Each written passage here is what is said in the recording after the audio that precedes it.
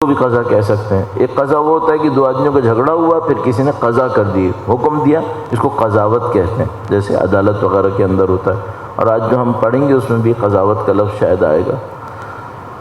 تو یہ جو خدا کا حکم جاری ہوتا ہے، چاہے وہ دو کے اختلاف پر ہو، چاہے وہ خلقت کے اوپر ہو، اس کو قضا کہتے ہیں۔ قدر کسے کہتے ہیں؟ قدر کہتے ہیں سادہ لفظ کے اندر میجرمنٹ کو، میجرمنٹ۔ تو مثال کے طور پر یہ کہ کتنی بارش برسے، یہ خدا کی قدر ہے۔ خدا نے اپنے نظام کے اندر یہ مقدر کیا ہوا ہے، معین کیا ہوا ہے کہ کتنی بارش برسے۔ یہ جو ہم کہتے ہیں مقدر، اس کا مطلب بھی وہی ہے، یعنی میجرڈ ہے، کیلکولیٹڈ ہے، صحیح ہے۔ تو جس کو ہم لوگ سمجھتے ہیں مقدر کا مطلب ہے جبر ہے، جبکہ مقدر کا مطلب کیا ہے؟ یہ میجرڈ ہے، سب کا سب طے شدہ، اس معنی میں کہ اصول ہیں، ضابطے ہیں۔ وہ آیت کریمہ کیسے اس کے اندر لائیں؟ خدا متعال نے فرمایا کہ جس کو خدا چاہتا ہے عزت دیتا ہے۔ اس کا مطلب کیا ہے؟ جس کو خدا چاہے گا جنت میں ڈالے گا، جس کو خدا چاہے گا جہنم میں ڈالے گا۔ مطلب کیا ہے اس کا؟ اس کا مطلب یہ ہے خدا نے پانی کے لیے اوپر ایک حکم جاری کیا ہے۔ پانی کی ایک خواص ہیں، وہ سب کو معلوم ہے کہ پانی کی خواص ہے۔ اچھا، آگ کے اوپر ایک حکم جاری کیا ہے، آگ کے اپنے خواص ہیں، ٹھیک ہے۔ کیا میں یہ کر سکتا ہوں، کہوں کہ میں آزاد ہوں تو میں پانی پیوں گا لیکن میں چاہوں گا کہ وہ آگ کی طرح عمل کرے؟ کیا یہ ہو سکتا؟ نہیں، یہ نہیں ہو سکتا۔ اگر مثال کے طور پر دودھ کو خدا متعال نے خلق کیا ایک نیچر کے اوپر، صحیح ہے، میں چاہوں کہ تیزاب ہو لیکن وہ اثر دودھ کا دکھائے چونکہ میں آزاد ہوں، نہیں، یہ میری آزادی میں نہیں آئے گا۔ میری آزادی خدا کی قدر سے پہلے تک ہے، بس میری آزادی ہے۔ خدا کی قدر جب آ گئی، اب دودھ کا کام کرے گا، تیزاب کا کام کرے گا، پانی کا کام کرے گا، آگ کا کام ہوگا، صحیح ہے۔ خدا تعالیٰ فرماتا ہے جس کو میں چاہوں گا عزت دوں گا، یعنی کیا مطلب؟ میں نے عزت کا قانون بتا دیا ہے، ذلت کا قانون بتا دیا ہے۔ تمہیں عزت چاہیے، عزت کے قانون پہ جاؤ، نہیں عزت کے قانون پہ جاؤ گے ذلت کے قانون میں پھنسو گے۔ اب ایک آدمی کیا کہہ رہا ہے؟ چونکہ میں آزاد ہوں تو میں کام وہ کروں گا جو ذلت لائے لیکن مجھے عزت ملنی چاہیے، یہ نہیں ہو سکتا۔ اب خدا تعالیٰ فرماتا ہے جس کو خدا چاہے گا اس کو عزت دے گا، یعنی قانون عزت کا خدا تم سے پوچھ کے نہیں بنائے گا، وہ خدا نے خود بنانا ہے۔ وہ خدا خود قانون بنائے گا کہ کس کو عزت ملنی ہے۔ اب تم کو عزت چاہیے تو تم اپنا قانون خود نہیں بنا سکتے، تمہیں خدا کے بنائے ہوئے قانون کے اندر رہتے ہوئے اپنے اختیار کو استعمال کرنا ہے۔ عزت چاہیے یا ذلت چاہیے؟ خدا نے ہر چیز کا قانون بنایا ہوا ہے، اور وہ جو قوانین ہیں وہ دین کے اندر بیان کر دی ہیں، وہ قوانین دین کے اندر بیان ہوئے۔ اب مشکل ہمارے ساتھ یہ ہے کہ ایک وہ قوانین ہیں جو دین کے اندر بیان ہوئے، ایسے عزت آئے گی، ایسے ذلت آئے گی۔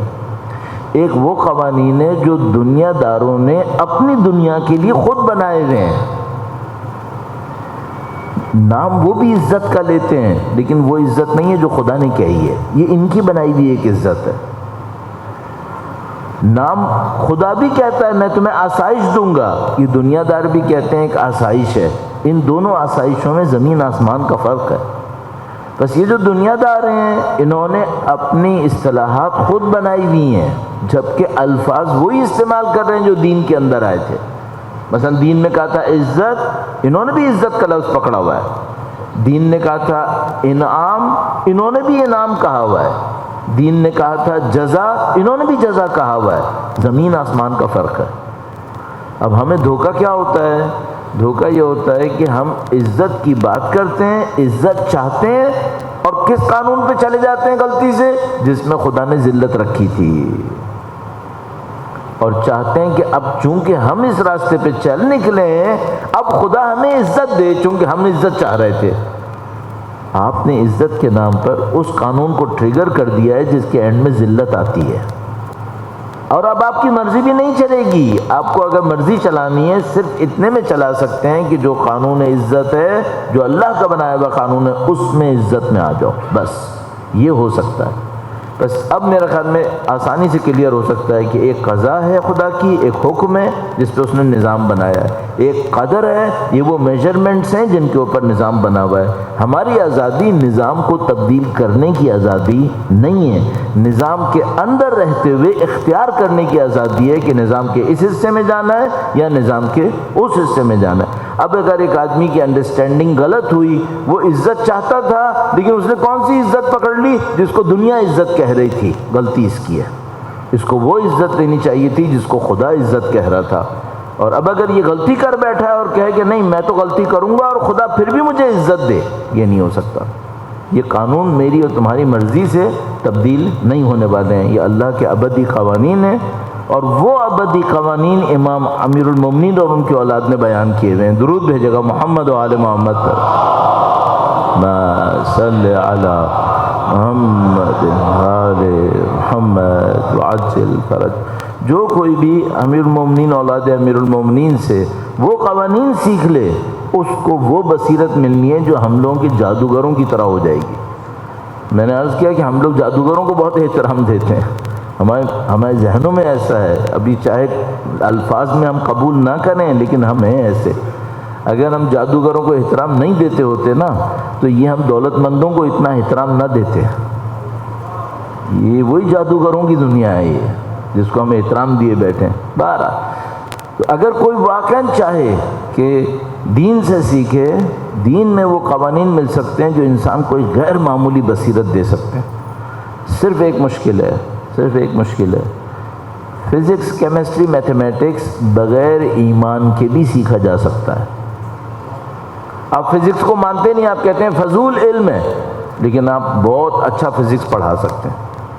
آپ میتھمیٹکس کو کہتے ہیں فضول ہے، نہیں ہے فضول، لیکن کوئی کہے فضول ہے پھر بھی میتھمیٹکس پڑھا سکتا ہے۔ لیکن کوئی یہ کہے میں خدا کے دین کو سیکھوں گا جبکہ دین پہ میرا ایمان نہیں ہے، یہ نہیں ہو سکتا۔ رٹ سکتا ہے، چند باتیں سیکھ لے گا، لیکن وہ جو بصیرت میں اور آپ چاہ رہے تھے وہ صرف اس صورت میں ملتی ہے جب انسان اپنے آپ کو تسلیم کرتا ہے خدا کے سامنے، اس کے بغیر نصیب نہیں ہونی ہوتی۔ بس کوئی انسان اپنی فنڈامنٹلز کے اندر کنٹرول نہیں دکھا پا رہا، چھوٹی چھوٹی باتوں پہ گناہ کرتا ہے اور اس کے بعد دعویٰ کرے میں تفسیر و قرآن بولوں گا، نہیں ہو سکتا۔ رٹ کے چند آیتیں بول لے گا، تفسیر نہیں بول پائے گا، یہ کچھ اور کرے گا، یہ نعوذ باللہ ایک اور گمراہی لے کر آئے گا۔ تو اس کو دین اگر چاہیے سرنڈر کرنا پڑتا ہے، دین کے لیے تسلیم ہونا ہوتا ہے۔ اور اس خاطر یہ عرفا بعض اوقات ایسی ایسی چیزیں نکال کے لاتے ہیں جو پوری دنیا دنگ رہ جاتی ہے کہ بھئی یہ معاملے کیا ہیں۔ تو امام خمینی کا جو کی زندگی ہے وہ بڑی عجیب زندگی، اس کے اندر بعض اوقات ایسی چیزیں انسان دیکھتا ہے کہ پریشان ہو جاتا ہے کہ یہ چند مدرسوں میں رہنے والا یتیم، کم عمر میں ان کے والد کو مار دیا گیا تھا، اور کیسے انہوں نے اپنی زندگی کو ڈیولپ کیا اللہ کی راہ میں، بندگی میں، کہ خدا نے متعال نے یہ عزت دی تھی۔ یہ جو کچھ ہم نے اپنی نسل کے اندر امام خمینی کی حیات کو دیکھا ہے، آپ یقین مانیے یہ صدیوں میں کبھی ایک دفعہ ہوتا ہے۔ اور اگر میں آپ سے کہوں کہ جو بعد میں کچھ دوست احباب ہم پہ اعتراض بھی کرتے ہیں لیکن ہمارے پر دلائل ہیں، غیبت صغریٰ میں کبریٰ میں کبھی ایسا نہیں ہوا تھا جو اس دفعہ ہوا تھا۔ یہ بہت غیر معمولی کام تھا، اور جن لوگوں نے اس کو نزدیک سے دیکھا ہے وہ بہت اچھی طرح جانتے ہیں کہ معاملہ کیا تھا۔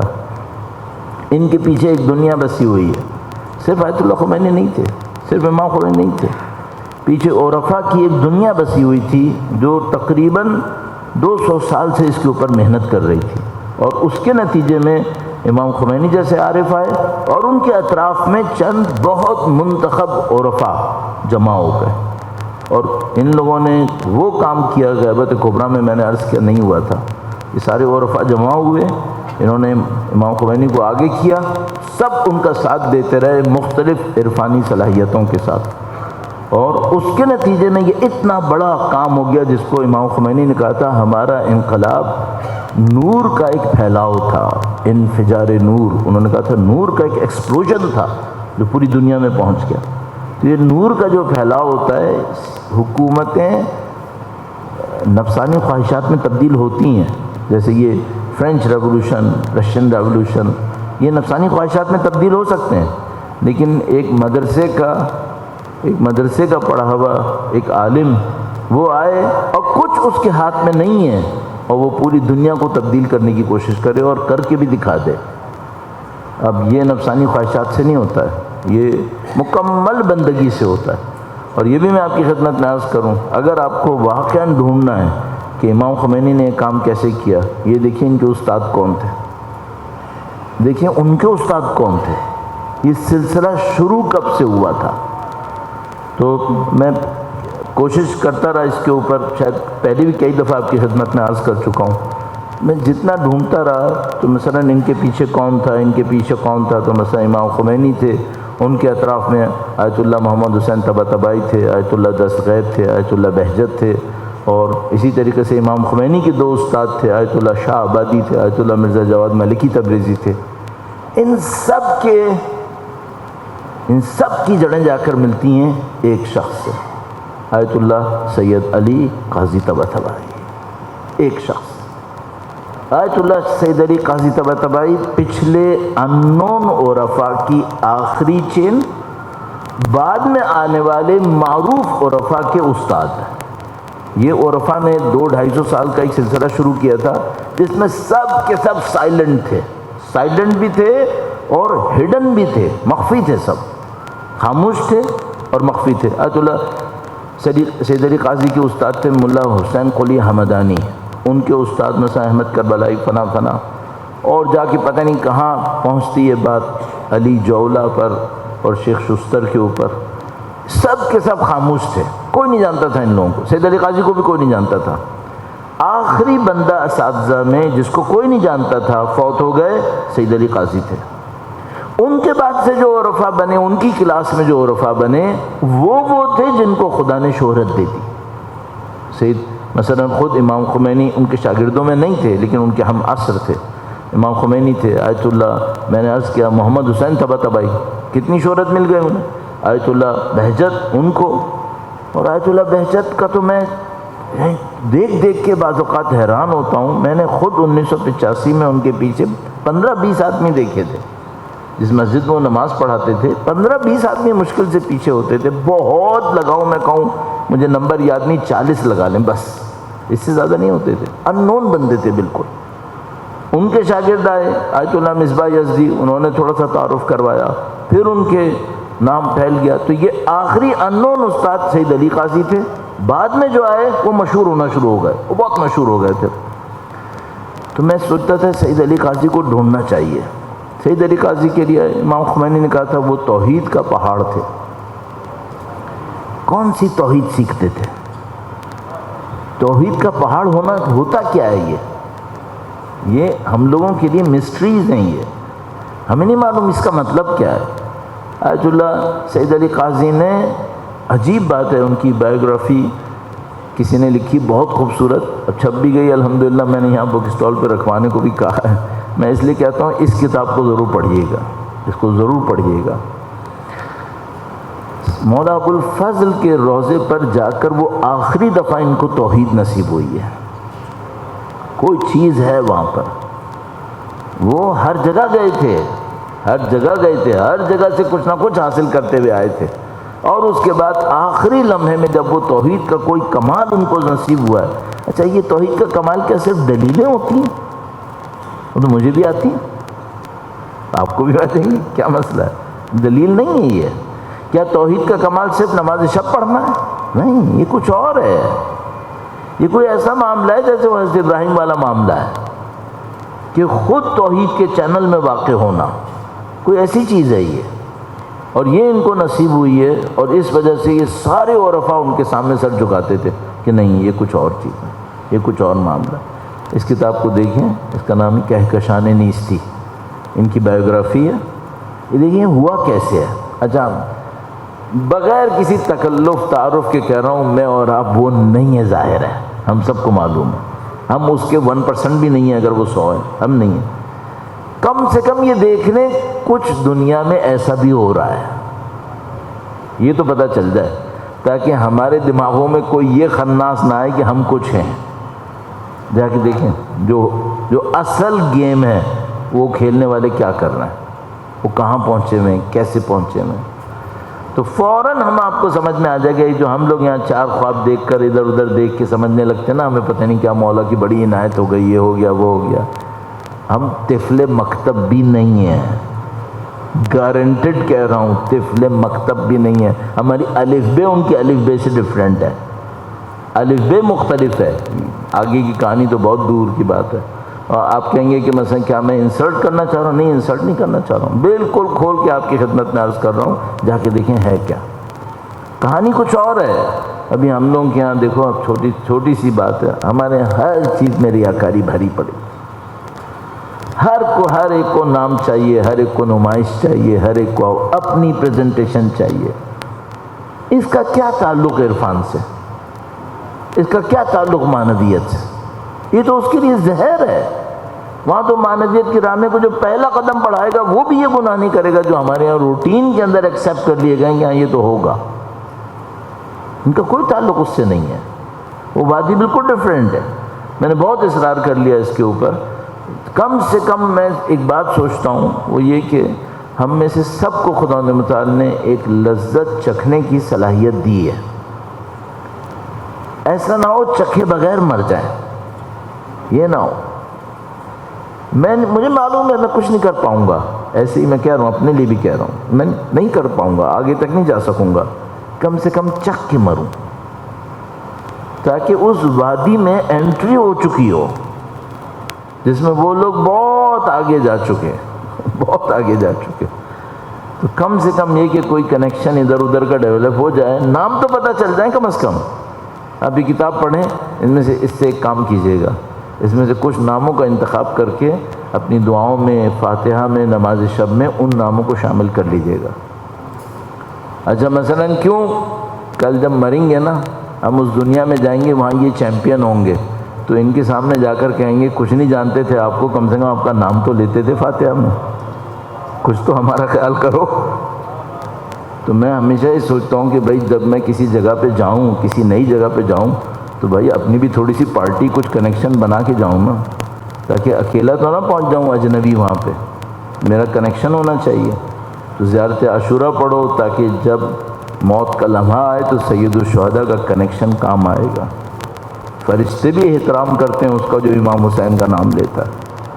تو یہ دنیا بسی ہوئی ہے، ہم اس دنیا میں پھنسے ہوئے ہیں.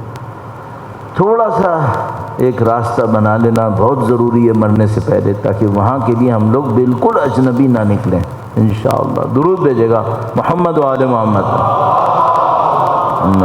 صلی آل محمد وعجل. کل انتہائی نفیس حصہ تھا اس مکتوب، عظیم الشان مکتوب کا، جس میں امام نے فرمایا تھا کہ کن لوگوں کو اپنے ایڈوائزرز بنانا.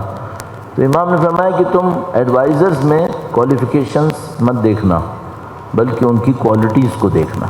یہ بہت بڑی بات تھی. حتیٰ ایکسپیرینس بھی مت دیکھنا، کوالٹیز دیکھنا ان کی. تو امام نے کہا کہ 3 نیگیٹو کوالٹیز ہیں، ان کو کبھی نزدیک نہیں آنے دینا. فرمایا کہ بخل، بزدلی اور لالچ نہ تمہارے اندر ہونی چاہیے، نہ تمہارے ایڈوائزرز کے اندر ہونی چاہیے. تمہارے لیے بھی نقصان دہ، ایڈوائزرز کے لیے بھی نقصان دہ. تینوں کی بنیاد ایک بات میں ہے، اللہ پہ یقین نہیں ہے. اب نہیں، ٹھیک ہے.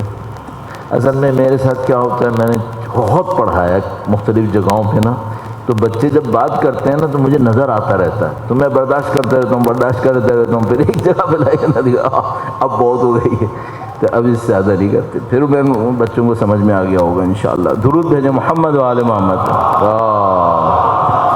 صلی علی محمد و آل محمد وعجل. ممکن ہے کہ مجھ سے کہ تم بچوں کو بھگا دو گے اس طرح سے، وہ بچے بیٹھیں گے تو ظاہر ہے کچھ نہ کچھ تو کریں گے. تو میں کبھی تو یہ بھی قبول کرتا ہوں یہ کمزوری ہے. پھر میں ایک بات سوچتا ہوں، یہ ادب آداب 2-4 جگہ رہ گئے، یہاں سے بھی ختم ہو گئے نا، پھر نہیں پتہ کیا بچے گا. میں اپنے آپ کو 2 نسلوں کا لنک دیکھ رہا ہوں، صاف بالکل دل کھول کے بول رہا ہوں. ابھی میں اپنے آپ کو 2 نسلوں کا لنک دیکھتا ہوں. ایک وہ نسل ہے جس کے بندے ختم ہو رہے ہیں اور ختم ہو جائیں گے. ایک وہ نسل ہے جس نے وہ نہیں سیکھا ہے جو پچھلی نسل نے سیکھا. اگر میں اس کا لنک ہوں تو کیا میری ذمہ داری نہیں ہے کہ ان کو وہ بتاؤں جو ہم نے سیکھا تھا اور جو اب اگلے نہیں سیکھ پا رہے؟ یہ ہماری ذمہ داری ہے. ایک بچہ آ رہا ہے، ماتم کر رہا ہے، شرٹ پہنی ہوئی ہے، امریکہ کے ایک اسٹیٹ کا نام لکھا ہو. ارے بھائی تھوڑا خیال کر، تم ماتم کرنے آئے ہو، ٹھیک ہے، ایسے کوئی شرٹ میں نہیں کہہ رہا مہنگی پہنو، سستی پہنو، حتیٰ کالی پہنو، نہیں کوئی بھی پہن دو، کم سے کم اتنا تو دیکھ کے آؤ لکھا کیا ہے اس کے اوپر.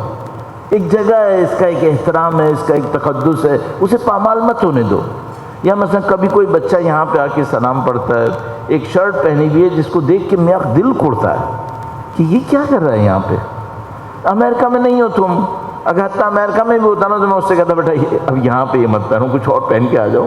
تم تو یہاں بیٹھے ہو، تمہیں کیا ضرورت پڑی ہے، تمہیں کیا ضرورت ہے. تو تھوڑا سا گریسفل ہونا چاہیے، تھوڑا سا مؤدب ہونا چاہیے. اچھا میں کہہ رہا ہوں کپڑے مہنگے ہونے چاہیے؟ نہیں، کیوں مہنگے ہونے چاہیے؟ جو ہے وہ ہونا چاہیے، لیکن اتنا قابل احترام ہونا چاہیے.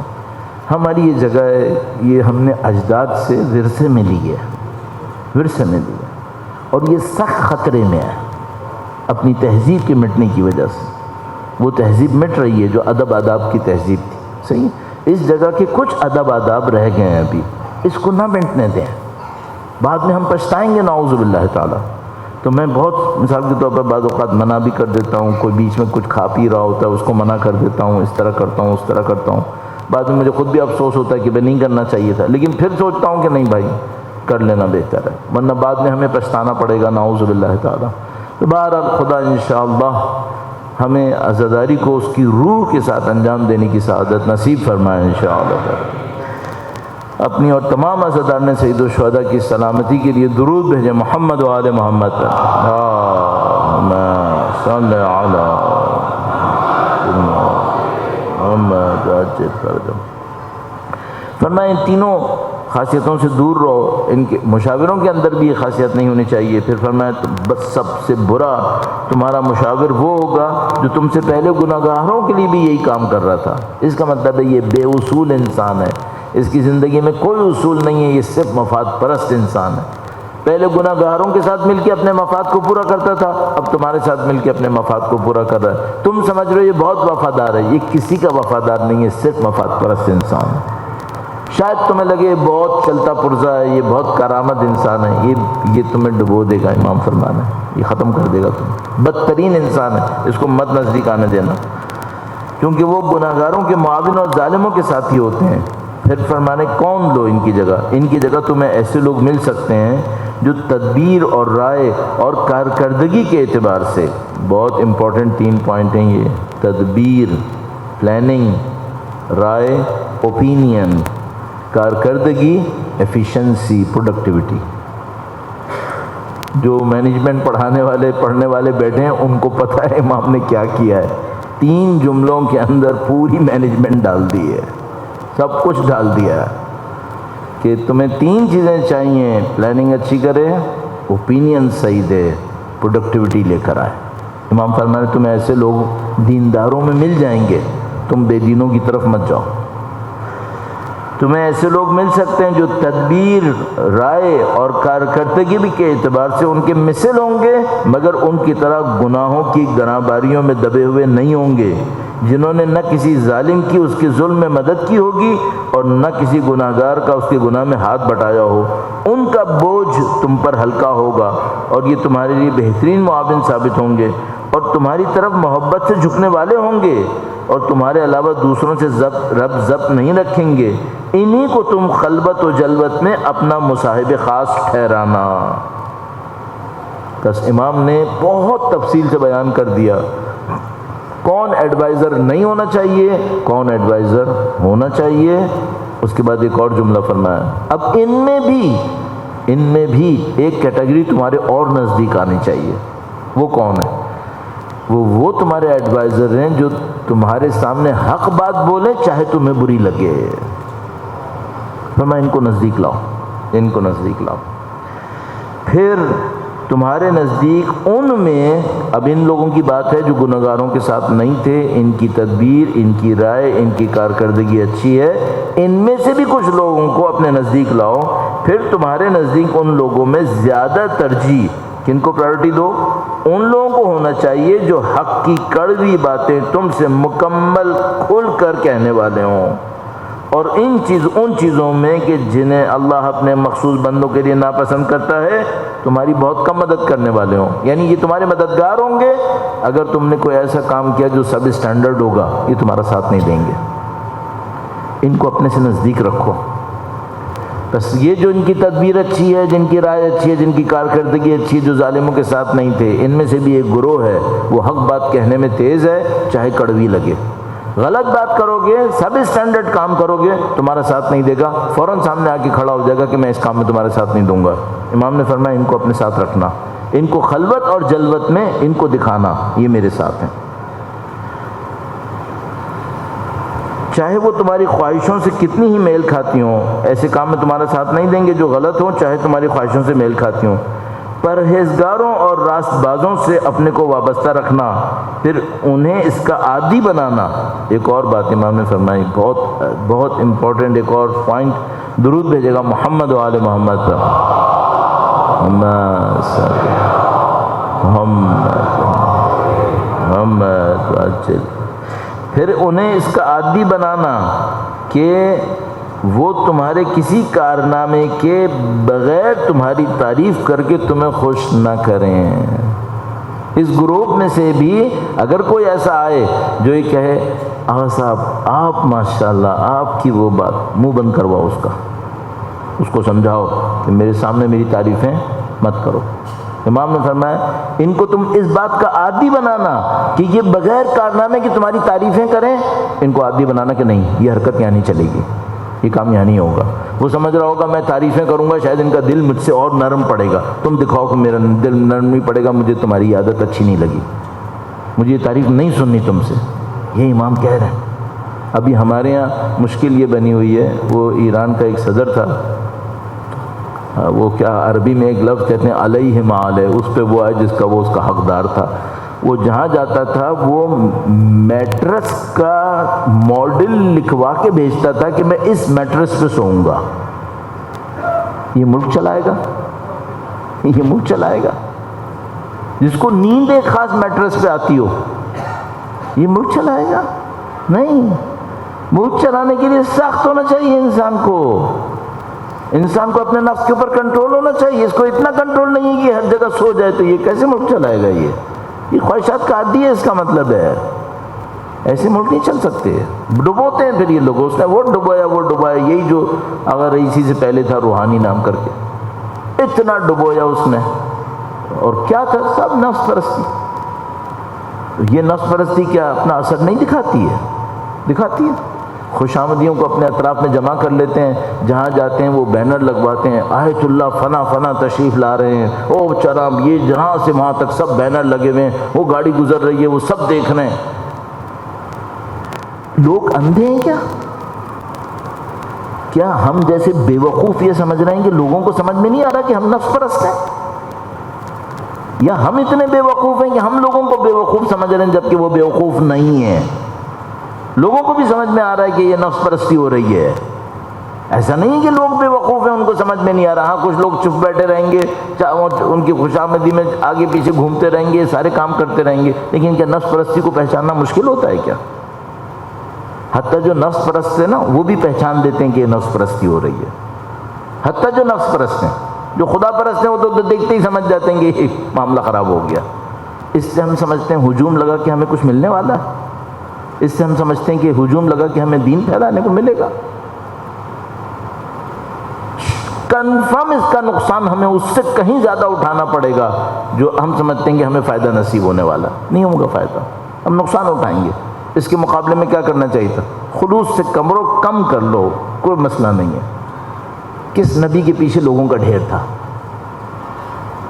انبیاء نے اتنے خلوص سے زندگی گزاری، اس کے باوجود اکیلے رہتے تھے، کیا ناکام ہو گئے؟ نعوذ باللہ تعالی۔ ہمیں کس نے کہا یہ کہ اپنے اصولوں پہ کمپرومائز کر کے لوگوں کا ڈھیر لگا کر ہم سمجھ رہے ہیں کہ شاید اس سے کوئی بات بن جائے گی.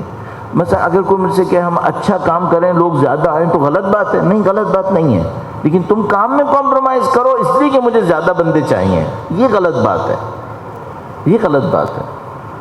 تو اور مجھے اندر سے یہ احساس ہے کہ ہماری قوم بے وقوف نہیں ہے. معتقد ہوں اس بات کا. خاموش رہتے ہیں، دیکھتے رہتے ہیں، تماشا بن جاتے ہیں، بعض اوقات خود بھی تماشائی بن جاتے ہیں، لیکن بے وقوف نہیں ہوتے. اور کچھ دیر کے لیے ایک جملہ میں ہمیشہ معتقد ہوں، آپ سے پہلے بھی عرض کر چکا ہوں، کچھ دیر کے لیے کچھ لوگوں کو بے وقوف بنایا جا سکتا ہے. ہمیشہ کے لیے سب کو بے وقوف بناؤ، یہ تو امیر شام نہیں کر سکا، وہ نہیں کر سکا. بھول جاؤ، لوگوں کو پتہ چل جاتا ہے حق کہاں ہے باطل کہاں ہے، سب پہچان جاتے ہیں. بہرحال میرا وجہ میں اتنا ٹینشن لینے کی ضرورت نہیں ہے نا. درود بھیجو محمد و آل محمد. صلی علی محمد آل محمد. فرمایا پھر انہیں اس کا عادی بنانا کہ وہ تمہارے کسی کارنامے کے بغیر تمہاری تعریف کر کے تمہیں خوش نہ کریں، کیونکہ زیادہ مدح سرائی غرور پیدا کرتی ہے، سرکشی کی منزل سے قریب کر دیتی ہے. تمہارے نزدیک نیکوکار بدکار دونوں برابر نہیں ہونے چاہیے.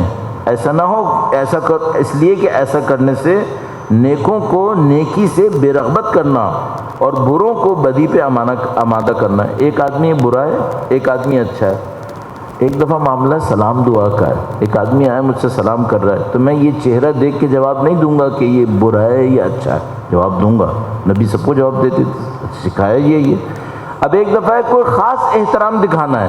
اب بھی میں کہوں برے اور اچھے سب برابر ہیں، بلکہ الٹا ہماری دنیا میں جو جتنا برا ہوتا ہے اس کو زیادہ احترام مل جاتا ہے. امام فرمانے یہ کبھی یہ کام نہیں کرنا. تم نے اگر بروں اور اچھوں کو ایک جیسا احترام دے دیا تو جو برائی کرنے والا ہے وہ جرأت مند ہو جائے گا، اور جو اچھائی کرنے والا ہے وہ دل برداشتہ ہو جائے گا. تو تم ایسا کام ہرگز نہیں کرنا. اس فرمایا ہر شخص کو اس کی منزلت پہ رکھو جس کا وہ مستحق ہے. درود بھیجے گا محمد و آل محمد. صلی علی محمد. اس پیراگراف کے چند جملے عرض کرتا ہوں، اور کل انشاءاللہ ایک اور بہت امپورٹنٹ پوائنٹ، ہر پوائنٹ ظاہر بہت امپورٹنٹ ہے لیکن بیان کرنے کی خاطر امام نے چند جملات جو فرمائے، اس میں فرمایا کہ یاد رکھو کہ حاکم کو اپنی رعایا پر پورا اعتماد اس وقت کرنا چاہیے جب کہ وہ ان سے حسن سلوک کرتا ہو اور ان پہ بوجھ نہ لا دے، اور انہیں ایسی ناگوار چیز پر مجبور نہ کرے جو ان کے بس میں نہ ہو. یہ بہت امپورٹنٹ ایک پوائنٹ ہے، لیکن میں اس کو تیزی سے عرض کرتا ہوں. یہ جو ہمارے حکام ہیں یہ اپنی عوام پہ اعتماد کیوں نہیں کرتے؟ مثلا ہم دیکھتے ہیں جمہوریہ اسلامی کے اندر رہبر معظم ہے، اپنی عوام پہ اعتماد کرتے ہیں. بڑے بڑے فیصلے امام خمینی نے زندگی میں جتنے سخت فیصلے کیے ہیں، اس کے بعد ان کو معاشرے میں عزت بھول جانی چاہیے تھی دنیا کے حساب میں. ایک بات ہے، میں خود چونکہ پولیٹیکل سائنسز کا اسٹوڈنٹ ہوں، مجھے پتہ ہے کہ کوئی بہت پاپولر لیڈر ہوتا ہے نا، اور وہ جب حکومت پہ آتا ہے اور وہ سخت فیصلے کرتا ہے وہ بے عزت ہو جاتا ہے، وہ بے عزت ہو جاتا ہے. امام خمینی جب حکومت پہ آئے 79 میں، تو ان کے استقبال کے لیے مثلا 30 لاکھ لوگ ایئرپورٹ پہ تھے. 8 سال جنگ کی ہے، لاکھوں لوگ زخمی ہوئے، شہید ہوئے، لاکھوں خاندان ظاہری طور پر جس کو ہم لوگ اردو میں کہتے ہیں اجڑ گئے. صحیح ہے، یہ سب کچھ ہو گیا. دنیا بھر کی پابندیاں لگیں، کیا کچھ نہیں ہوا. جب مرے تو جنازے میں 1 کروڑ تھے. یہ کیسے ہوا؟ حاکم اگر 4 سال سخت فیصلے کرتا ہے نا، وہ اس کی ساری شہرت وہرت فارغ ہو جاتی ہے، وہ کہیں سے کہیں پہنچ جاتا ہے. 8 سال جنگ لڑی ہے، اور پھر بھی شہرت یہ ہے کہ پہلے 20 لاکھ 30 لاکھ تھے، اب 1 کروڑ تھے جو جنازے میں تھے. صحیح، یہ کیسے ہوا؟ عوام پہ اعتماد کیا، عوام پہ اعتماد کیا. عوام کو سختی میں بھی ڈالا، پھر بھی عوام پہ اعتماد کیا. عوام اس اعتماد کو واپس دیتی ہے. یہ ہمارے لیڈرز عوام پہ اعتماد کیوں نہیں کرتے؟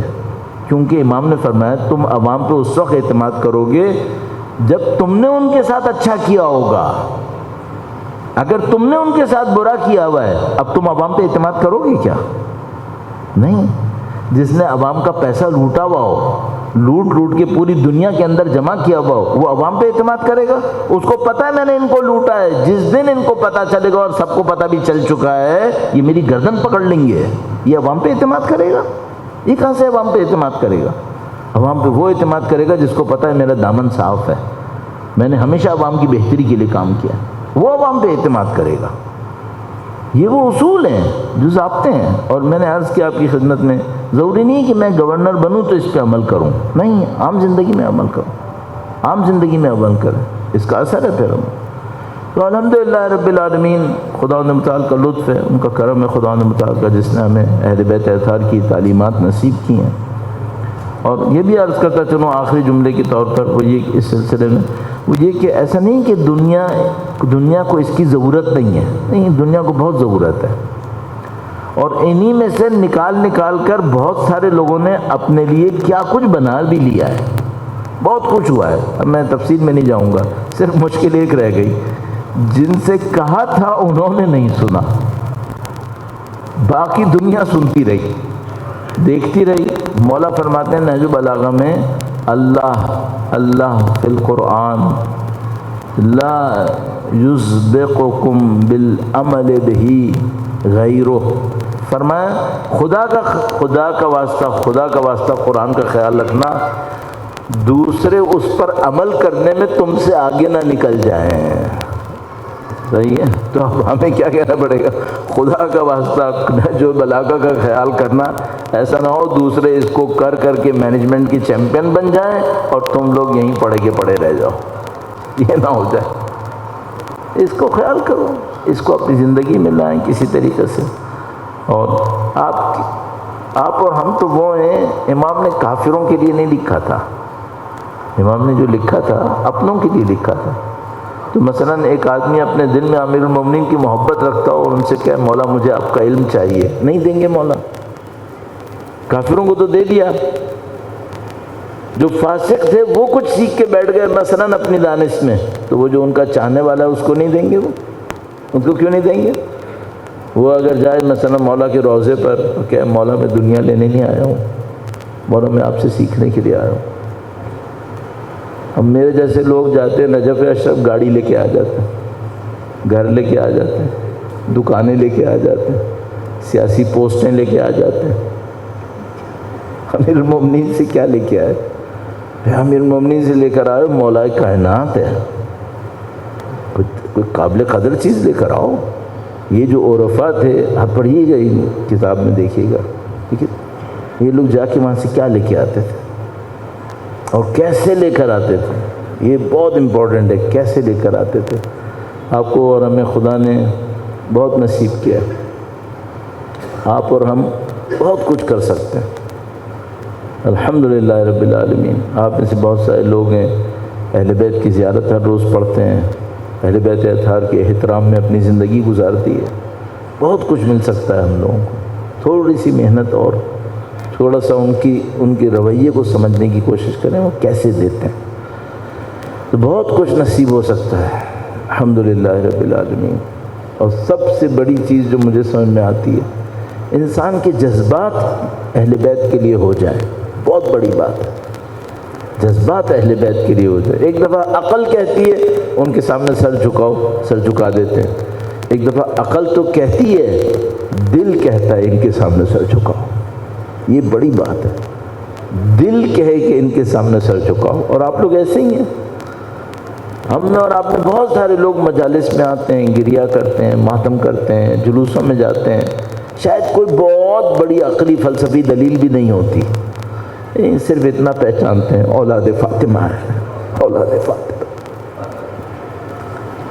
نبی کی نسل ہے.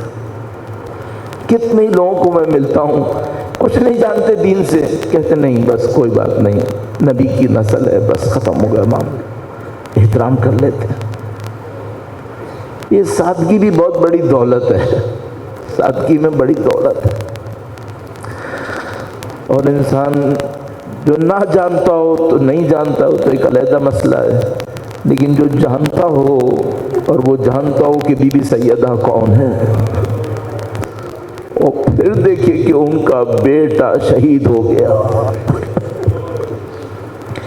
جو نہیں جانتا امام حسین کو وہ تو نہیں جانتا، لیکن جو جانتا ہے کہ امام حسین جب دنیا میں آئے تو رسول اللہ ان کو دیکھ کے رو رہے تھے، اب بھی حسین کے غم میں نہ روئے، یہ کیسے ہو سکتا ہے؟ وہ دیکھے کہ اللہ کے نبی کیسے اپنے بچے کے لیے تڑپتے تھے، پھر بھی نہ روئے، یہ تو نہیں ہو سکتا۔ اور ہم اور آپ تو اپنے اماموں کی زندگیوں میں مشکلات کو دیکھ چکے، سن چکے۔ یہ جو ایام ہیں ان کے لیے بس اتنا ہی کافی ہے، یہ اسارت کے ایام ہیں، یہ امام زین العابدین کے زنجیروں میں جکڑے جانے کے ایام ہیں۔ کون امام زین العابدین علیہ السلام؟ سید الصابرین، سید الساجدین، مولا امام زین العابدین علیہ السلام۔ ہر امام کی امامت کا آغاز پچھلے امام کی شہادت پہ ہوا ہے، بس 11 امام شہید ہوئے، پھر ایک اور امام، ایک اور امام۔ لیکن میں اپنے دل سے سوچتا ہوں کسی کی امامت ایسی شروع نہیں ہوئی جیسے مولا امام زین العابدین کی۔ وہ لمحہ کیسے انسان یاد کرے جب مولا امام سجاد خیمے سے تشریف فرما ہوئے، نیزے پہ اپنے بابا کا سر دیکھا، فرمایا السلام علیک یا ابا عبداللہ الحسین۔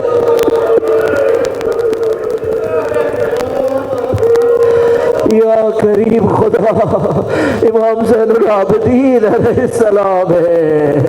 ایسا انسان کچھ نہیں بھول سکتا ہے، جو امام کا چاہنے والا وہ کیسے کچھ بھول سکتا ہے؟ لیکن ایک روایت تڑپا دیتی ہے، ایک روایت سینوں کو جلا دیتی ہے۔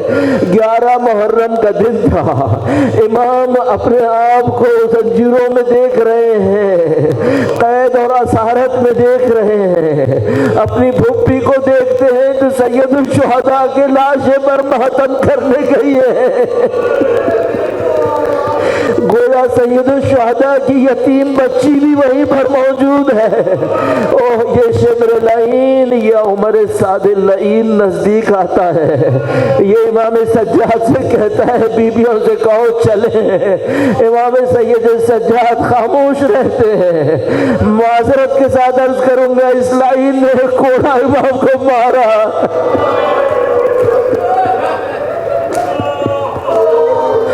رو کے رونا جتنا بھی رو کم ہے۔ اولاد فاطمہ کو کوڑا لگا، کمر جھک گئی، خاموش رہے، ایک اور کوڑا مارا، پھر خاموش رہے، پھر پے در پے کوڑے مارتا رہا۔ بی بی زینب کبریٰ سلام اللہ علیہا تشریف لائی، کہا بیٹا سجاد ظلم مت سہو، ہم چلنے کو تیار ہیں۔ فرمایا بھوپی اماں آپ میرے بابا کے لاشے پہ ماتم کرے، سجاد کوڑے کھائے گا لیکن بابا کا ماتم ہوگا، بابا کی عزا ہوگی۔ اب کیسے عزا نہ کرے؟ ہمارے امام نے کوڑے کھائے، اب کیسے عزا نہ کرے؟ انہوں نے خون بہایا اس کے اوپر۔